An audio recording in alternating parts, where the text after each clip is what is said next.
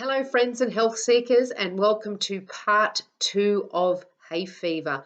My name is Jolene from the Allergy Free Kitchen, and my mission is to teach knowledge that empowers you to take self responsibility and heal from any of your allergic conditions. So, I've had allergies all my life. I'm 46, I think, 46 this year. And so I've learned a thing or two about allergies, as well as I have two children that also have food allergies and hay fever and eczema and all sorts of things. So we've been hit with the allergy triad, which is eczema, asthma, hay fever. But out of my greatest challenge also is my greatest strength, because now I've learned so much information and I can help other people as well. So I would like to believe that there is a cure for allergies, but I'm not so certain that there is, but I remain hopeful that one day we will find a cure. But in the meantime, what we can do is we can certainly understand more about the allergic condition and we can ease the allergies so they aren't as bad. So I was talking a little bit in part 1 about histamine, and I just wanted to talk about that a little bit more.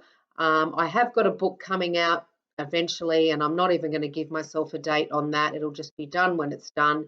And there's a diagram in there, and I'll just sort of explain to you about histamine. So in the stomach, histamine stimulates the production of hydrochloric acid.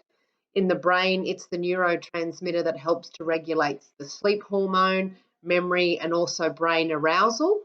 And in the immune system, it acts as a vasodilator in allergy immune response. So it really is the chemical that either brings on the allergic response or not. So when we're talking about histamine, so for example, I mentioned it in part 1, I went for a walk this morning and I breathed in all the pollens. I live in Australia, we're in spring, breathed in all the pollens off the trees and the plants and the flowers and whatever else, even off the grass, there's pollens and there's dust and all sorts of other things that can bring on hay fever. And within 5 minutes, there I am having a hay fever reaction, which does feel in some cases a little bit like a cold. Like I had the runny nose. I didn't have the itchy eyes. I just had the runny nose and sneezing. So that's basically my body gone into this high histamine reaction. So one of the things that I want to make sure that I'm doing now is to not actually exacerbate that problem. So not make it any worse than what it is. So there's certain foods that are really high in histamine, and they are certainly best avoided while I'm in the middle of this acute reaction. So some of those things are fermented foods. Now I love my sauerkraut and I love kefir and things like that, but I'm not going to eat any of that today because I'm really wanting this histamine level to just be lowered, and those foods raise the histamine level. Other foods that raise histamine level is cured food, so your ham, salami, and your deli meats. Now, as someone who's really passionate about food and whole foods in particular, those cured foods and cured meats are really not good for anyone. A lot of them have sulfates, preservative, additives, all kinds of things. Now, I actually worked in a deli for 8 years, and I'm not going to say who that was for.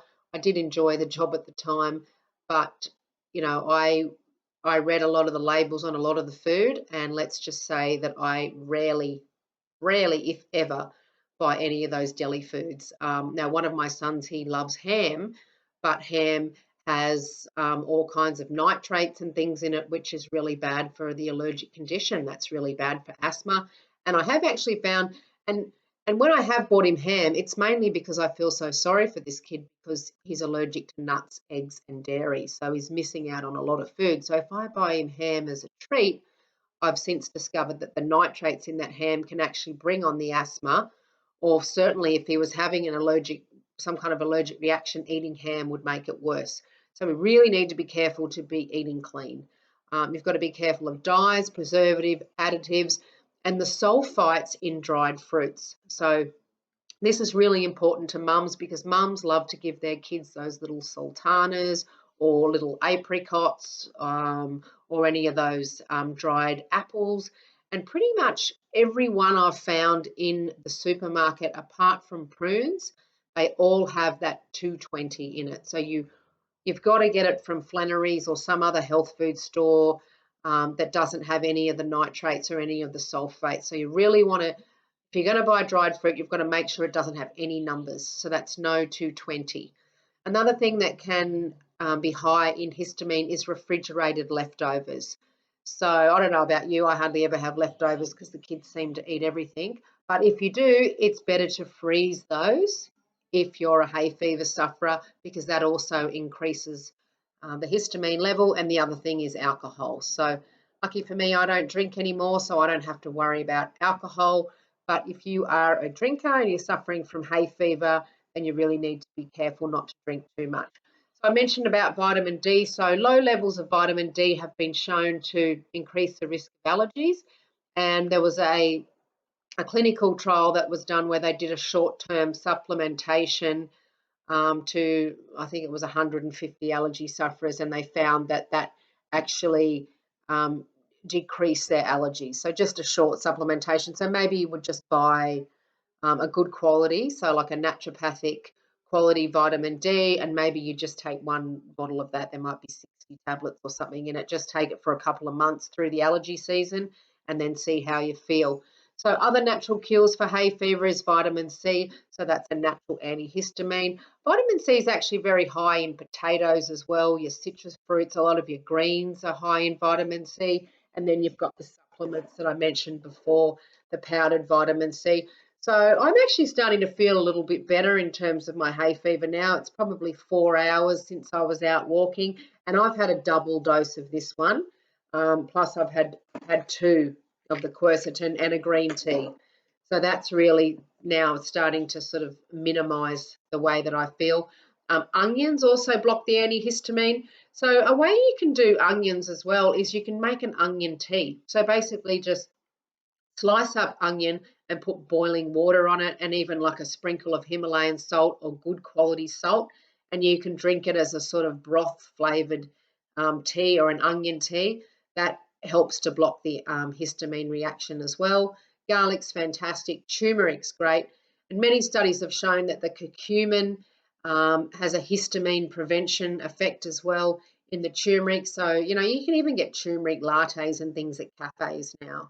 So if you're out and about and you're having an allergic reaction, you know, maybe grab yourself a turmeric latte, and then you'll be trendy as well as try and help the reaction. So what else did I discover? So there was a herb called butterbur, which I've never heard of before, but it's a shrub from Europe and parts of Asia and North America, and that had been shown in some studies to be as good as this one, this citrazine. So they did a test. I think there was 125 participants, and they split them up in two. One had the actual, I think that's how you say it, citrazine, and the other one had the burberry, and they found that they were just as effective as each other. So if you're a little bit cautious of having too many pharmaceutical products, which I am, then, you know, that butterbur is something that I will definitely try.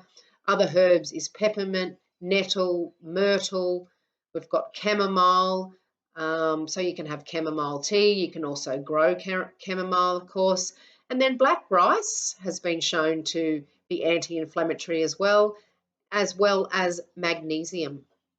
So I think I've just about covered everything there. I'll just have a little look through my notes, and I've given you some ideas. Oh, so here's 21 antihistamine foods, and these will all be in the book, guys. So vegetables, we've got watercress, pea sprouts, onions, and garlic. So I mentioned a few of those.